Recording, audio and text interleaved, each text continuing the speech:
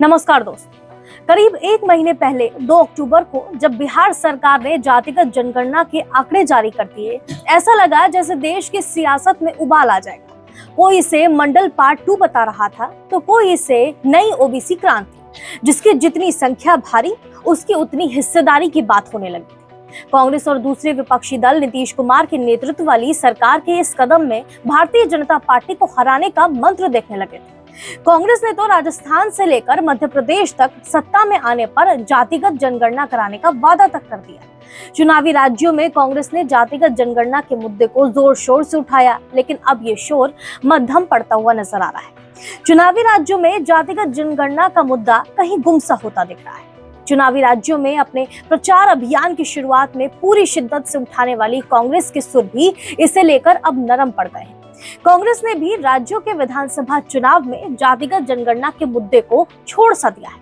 ऐसे में सवाल ये उठ रहे हैं कि कांग्रेस को जिस मुद्दे के सहारे ये लग रहा था कि वो बीजेपी को हरा देगी, आखिर पार्टी ने उस जातिगत जनगणना के मुद्दे को क्यों छोड़ दिया? तो लगातार ये सवाल उठ रहे हैं। आपको बता दें कि केंद्रीय गृह मंत्री अमित शाह ने जातिगत आरक्षण के मामले में अपनी पार्टी का नजरिया साफ कर दिया है। रायपुर में मीडिया से चर्चा करते हुए अमित शाह ने कहा कि भाजपा ने कभी भी जाति आधारित जनगणना के विचार का विरोध नहीं किया, लेकिन उनकी पार्टी इस मुद्दे पर वोट की राजनीति नहीं करती है।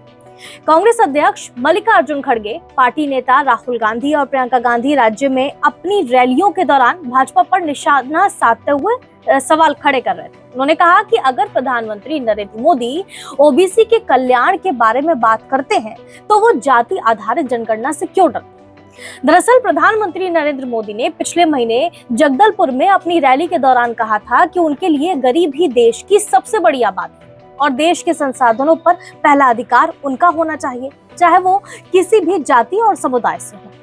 अब देखना होगा कि जातिगत जनगणना का ये जो मुद्दा है वो दोबारा जोर पकड़ता है या फिर कांग्रेस चुनाव में जीत का कोई नया फॉर्मूला यानी कि मंत्र अपनाती है। आप उस मुद्दे पर क्या सोचते हैं, हमें कमेंट करके जरूर बताएं। नमस्कार।